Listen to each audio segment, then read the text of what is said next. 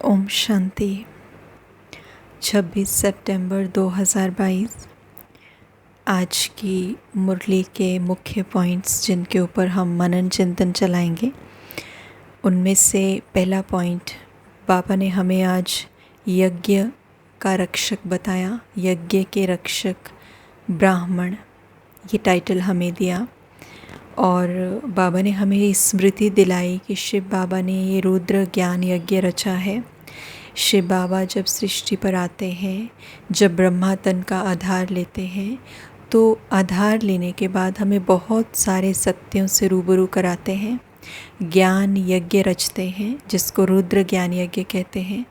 और जो भी सत्य बाबा ने हमें बताए हैं और जो भी ये यज्ञ रचा है, बाबा ये आश रखते हैं कि हम अपनी सारी कमी कमज़ोरियाँ, देह भान, जो भी विकार हैं, हम इस यज्ञ में, जो रुद्र द्वारा रचा गया यज्ञ है, इस यज्ञ में हम वो स्वाहा कर दें और उन सच्चाइयों को जो बाबा हमें बताते हैं, हम उनको अडेप्ट कर लें, हम उनको अपने अंदर समा लें, उनको अपनी कॉन्शियसनेस बना लें। तो इसलिए बाबा ने आज हमें ये बताया सार में कि बाप ने ये रुद्र ज्ञान यज्ञ रचा है और तुम ब्राह्मण इसके रक्षक हो। हम ब्राह्मण इसके रक्षक हैं। और बाबा कहते इसलिए तुम गायन लायक बनते हो, लेकिन तुम अपनी पूजा नहीं करा सकते हो। गायन लायक तो बनते हैं क्योंकि हम रक्षा करते हैं, तो इसलिए हम यज्ञ के रक्षक हैं, हम यज्ञ के भक्षक नहीं हैं। यज्ञ के रक्षक मतलब परमात्मा ने जो भी हमें श्रीमत दी हुई है, परमात्मा ने हमें सतयुगी स्वराज्य को स्थापन करने के लिए जो भी समझाने दी है, अगर उसके अंदर हम अपने मन बुद्धि से या अपने कर्म से, संस्कार से, अपने संबंध संपर्क से कहीं से भी अगर हम बाधक बनते हैं, तो इसका मतलब हम यज्ञ के रक्षक की भूमिका नहीं निभा रहे हैं, हम ब्राह्मणों की भूमिका नहीं निभा रहे हैं। तो इसलिए बाबा ने आज हमें टाइटल ही इतना सुंदर दिया कि तुम तो यज्ञ की रक्षा करने वाले हो।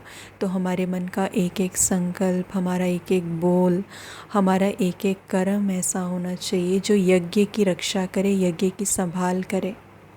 तो तभी हम जो है वो यज्ञ रक्षक उत्तम ब्राह्मण कहलाएंगे, महिमा योग्य बनेंगे। आगे प्रश्न में बाबा ने प्रश्न पूछा कि जब ज्ञान की पराकाष्ठा तुम बच्चों में हो जाती है, तो उस समय की स्थिति क्या होगी।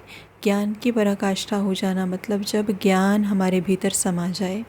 एक तो ये है कि हम ज्ञान को सुन रहे हैं, खाली हमें ये पता है मैं आत्मा हूँ, परमात्मा मेरा बाप है और ये ड्रामा है, इसमें ऐसे ऐसे हो रहा है, सबका अपना अपना पार्ट है। ये एक नॉलेज मिल गई हमें, ये एक इन्फॉर्मेशन मिल गई हमें।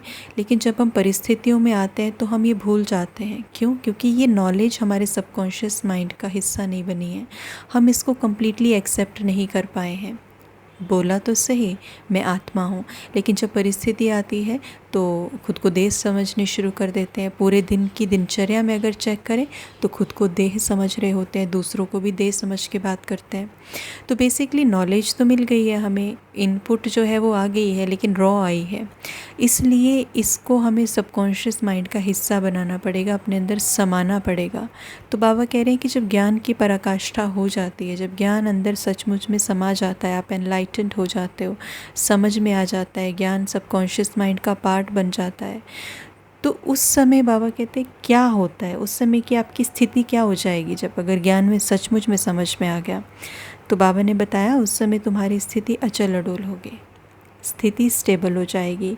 किसी भी प्रकार की माया का तूफ़ान हमें हिला नहीं सकेगा, बॉडी कॉन्शियसनेस का कोई तूफ़ान हमें हिला नहीं सकेगा। और बाबा कहते तुम्हारी अवस्था कर्मातीत हो जाएगी। तो अभी तक ज्ञान की पूरी पराकाष्ठा न होने के कारण माया के तूफ़ान आ जाते हैं, बॉडी कॉन्शियसनेस, स्वप्न आदि, बाबा कहते ये सारे आ जाते हैं।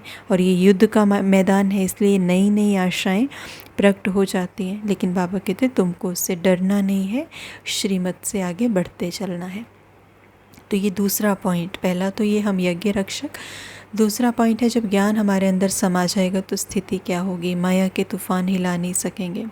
लेकिन बाबा कहते हैं अब ये युद्ध का मैदान है, ज्ञान का मार्ग है, और बाबा ने हमें सारी बातें समझाई हैं, लेकिन ये सारी बातें एक नई कॉन्शियसनेस लगती हैं हमें। क्योंकि हम 63 जन्म से बॉडी कॉन्शियसनेस में हैं। अब बाबा आके कहते तुम आत्मा हो, सोल कॉन्शियसनेस में टिको, तो ये बात नहीं लगती है।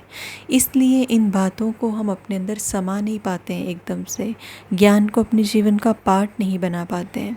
तो इसलिए बाबा कहते युद्ध के मैदान में हो, और इसलिए क्योंकि पुरुषार्थ भी कर रहे हो, बातों को समाया भी नहीं है, ज्ञान भी अभी नहीं है अंदर उतना, तो बाबा कहते नई नई आशाएं प्रकट होती रहेंगी।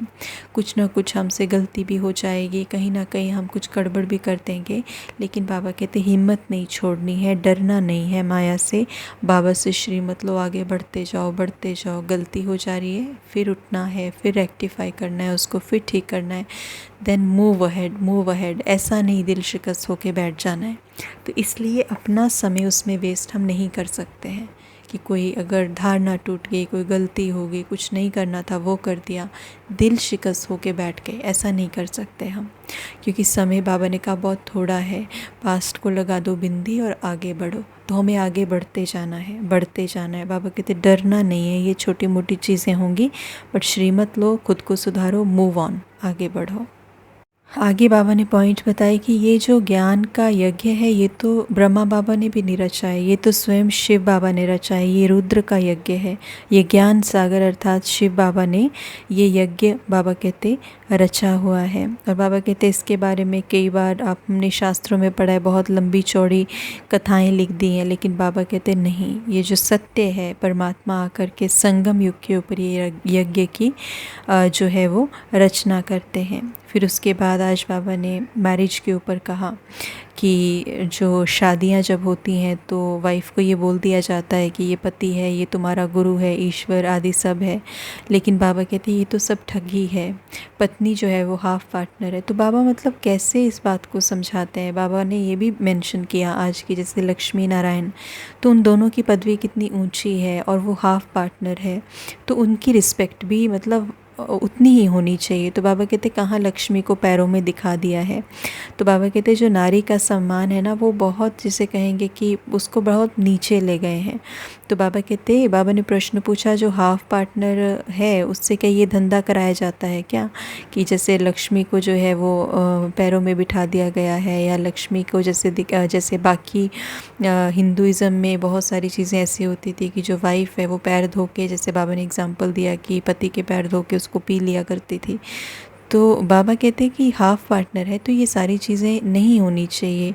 एक इंसान जिसके अंदर बहुत सारी त्रुटियां हो सकती हैं, विकार हो सकते हैं, तो बाबा कहते हैं उसके लिए उपाधि दे दी कि ये पति तुम्हारा ईश्वर है, तुम्हारा गुरु है। तो बाबा कहते हैं ये तो ठगी है, ये ट्रुथ नहीं है, ये सच नहीं है, ये झूठ है। फिर बाबा ने एक अगली पॉइंट बताई कि जो गीता है वो श्री कृष्ण ने नहीं, लेकिन स्वयं परमपिता परमात्मा ने अपने मुख द्वारा, माना ब्रह्मा बाबा का मुख का आधार लेकर के वो गीता का उच्चारण किया है। वो एक एक पॉइंट, वो ज्ञान की एक एक समझानी दी है। और बाबा कहते इस मुख का आधार लेके ही परमात्मा ये कहते हैं कि बच्चे माम एकम याद करो, सारी पॉइंट्स को अपनी बुद्धि में धारण करो। तो बाबा कहते कि ये श्री कृष्ण का नहीं, वो तो बहुत उत्तम देवता है, लेकिन परम पिता परमात्मा अलग हैं और वो देवता अलग हैं।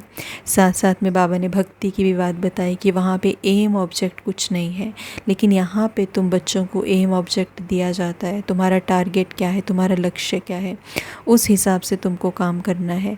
तो बाबा कहते ये एक पढ़ाई की तरह है, एक स्कूल की तरह है। तो स्कूल में तो क्या होता है, एम ऑब्जेक्ट होता है, उसके विषय में पूरा अटेंशन दिया जाता है। तो इसलिए बाबा कहते बाकी जगहों पे ऐसा नहीं है। साथ ही साथ बाबा ने ये भी कहा जैसे जैसे आगे बढ़ते जाएंगे, बाबा कहते कि बहुत सारी अंदर की बीमारियां निकलती जाएंगी। जैसे जैसे ज्ञान में आगे बढ़ते जाएंगे तो बहुत सारी इच्छाएं ऐसी ऐसी भी प्रकट होंगी। बाबा कहते कि जो तुम सोचेंगे कि ऐसा तो कभी हमारी बुद्धि में आया तक नहीं, ये तो हमारा संस्कार ही नहीं था, ये बातें कहाँ से आ रही हैं। तो बाबा कहते वैद लोग भी कहते हैं ना कि इस दवाई से सारी बीमारी बाहर निकलेगी। तो बाबा भी अनुभवी है। बाबा बताते इससे ज़रा भी डरना नहीं है। माना ये नहीं कि ज्ञान में हम आए तो पता नहीं क्या हो गया, ज्ञान में आने की वजह से ये हुआ है तो ज्ञान छोड़ के चले जाएं, इससे तो भक्ति अच्छी थी, ऐसी ऐसी बातें हम कहने लग जाएं। तो बाबा कहते नहीं, माना ज्ञान से ही बेसिकली जो है वो सद्गति होती है।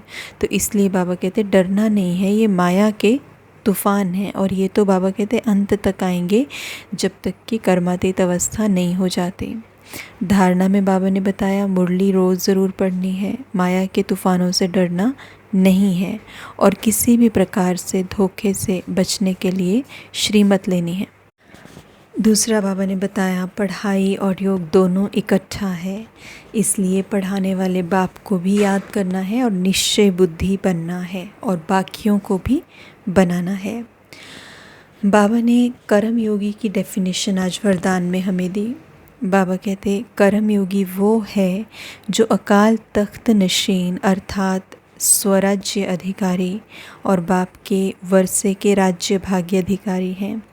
जो सदा अकाल तख्त पर बैठकर कर्म करते हैं उनके कर्म श्रेष्ठ होते हैं, क्योंकि सभी कर्म इंद्रियाँ लॉ और ऑर्डर पर चलती हैं। तो कर्म योगी मतलब ऐसी आत्मा जो कर्म करते हुए योग में है, मतलब याद में है कि वो कौन है, तो वो कर्म योगी आत्मा है। लॉ और ऑर्डर पर उसकी सारी कर्म इंद्रियाँ चलेंगी।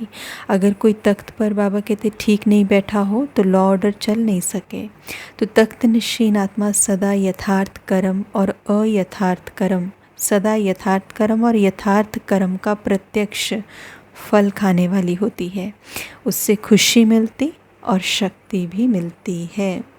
तो कर्म योगी आत्मा की डेफिनेशन माना अकाल तख्त सिंहासन पर मैं आत्मा बैठी हुई हूँ, इस बात की स्मृति। स्लोगन ब्रह्मा बाबा के प्यारे वो हैं जिनका ब्राह्मण कल्चर से प्यार है। ब्रह्मा बाबा के प्यारे वो हैं जिनका ब्राह्मण कल्चर से प्यार है, ब्राह्मण फैमिली से प्यार है। और कल्चर बेसिकली क्या है, ब्राह्मण कल्चर क्या है, ब्रह्मा का कल्चर क्या है, शिव बाबा का कल्चर क्या है।